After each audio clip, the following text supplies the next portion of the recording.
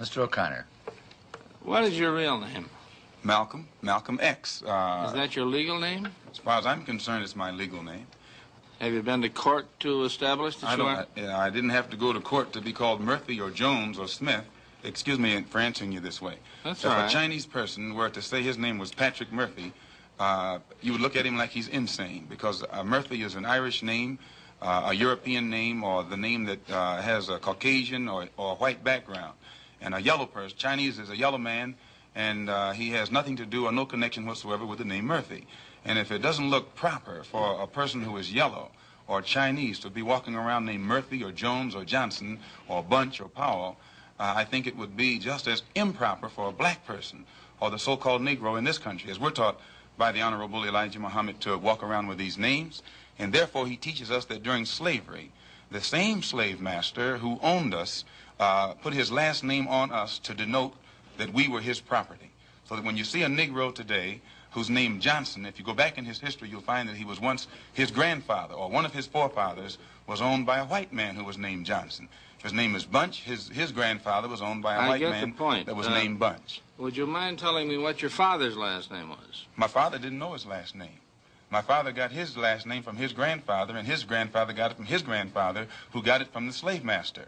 The real names of our people were destroyed during slavery. Was there any line, any point in the genealogy of your family when you did have to use the last name, and if so, what was it? The last name of my forefathers was taken from them when they were brought to America and made slaves. And then the name of the slave master was given, which we refuse. We reject that name today. You mean you won't even tell me what your father's supposed last name was or gifted last name was? I never acknowledge it whatsoever.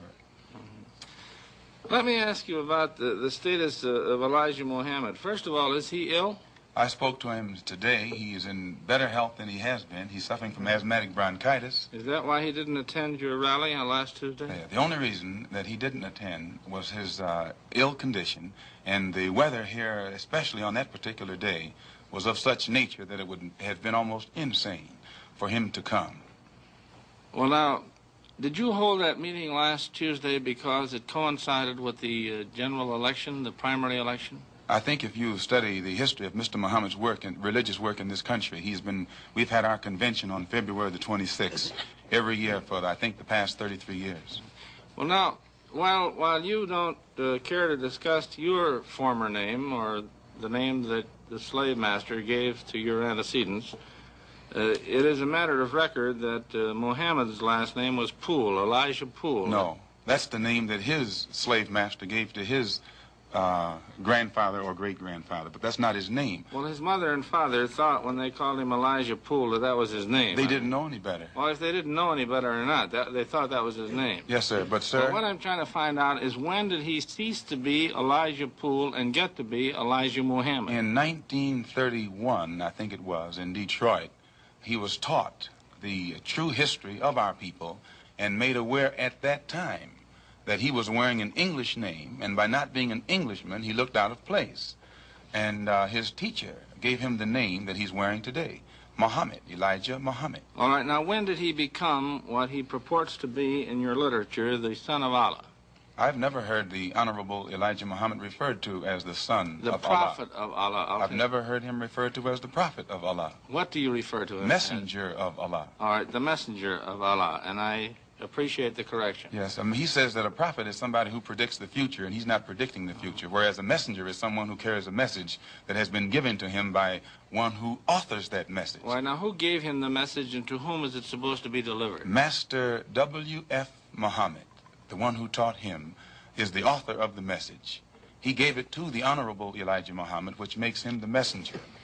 And he's to deliver that message of truth and righteousness to the 20 million American so-called Negroes, which means he's to teach us the truth, which will awaken us, and then show us how to live a life of righteousness, which will automatically qualify us for recognition as human beings by all other righteous human beings here on this earth. Well, now, one other question. With reference to what Mr. Hurlbut asked you a little bit ago, you took a very moderate position of wanting independence without having any hatred for the whites. Do I understand that correctly? Hatred is not involved in it whatsoever.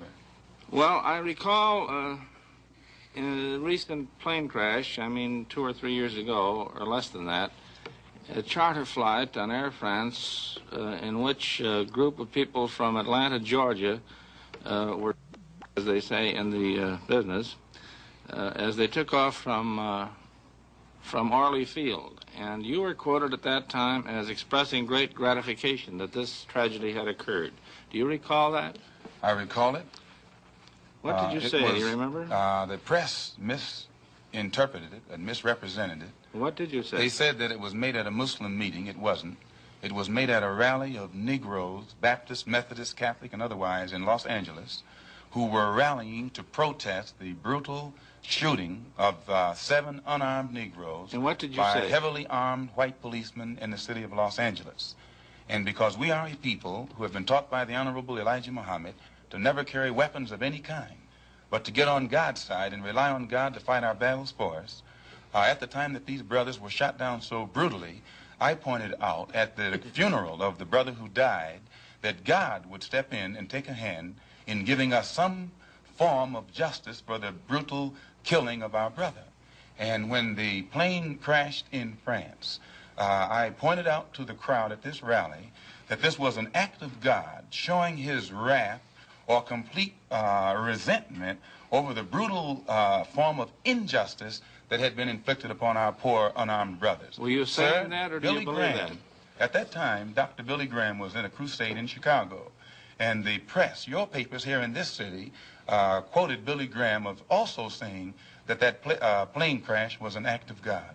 And if you take time to check the newspapers, I think that you'll find that this is correct. But no one thought that Billy Graham was so wrong when he attributed the crash of this plane to his God. But when we say that it come from our God, then we're looked upon as being, outrageous. I know, but you took the position that this was a matter of satisfaction to you for an injustice done against you, and I think that that's a trifle severe. We did not think that it was a coincidence that 120 of the whites on this plane came from the state of Georgia, a state that has the worst record in the history of America for the mistreatment of black people in this country. Worse than Mississippi? They maybe are a little less, Mississippi is a little less hypocritical today than Georgia, but both of them are still practicing the same thing.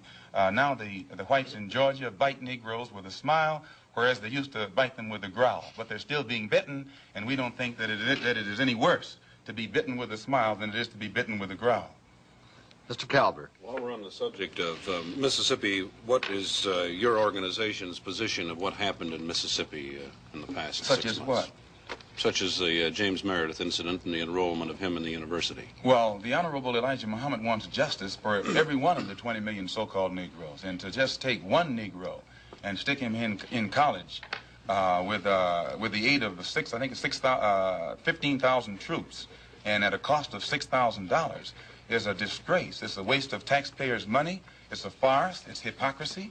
Because if it's right for one Negro to be forced into that university, then every Negro in the state of Mississippi who is qualified has the same right to go to that university. And if the government is not ready and willing to enforce the right of every Negro in the state of Mississippi, then, in my opinion, sir, it's only hypocrisy to pretend that they are for justice by pushing one Negro in and blowing it up all over the world to make it look like they're solving the problem when millions of black people in that state are still going to segregated schools and getting an inferior education.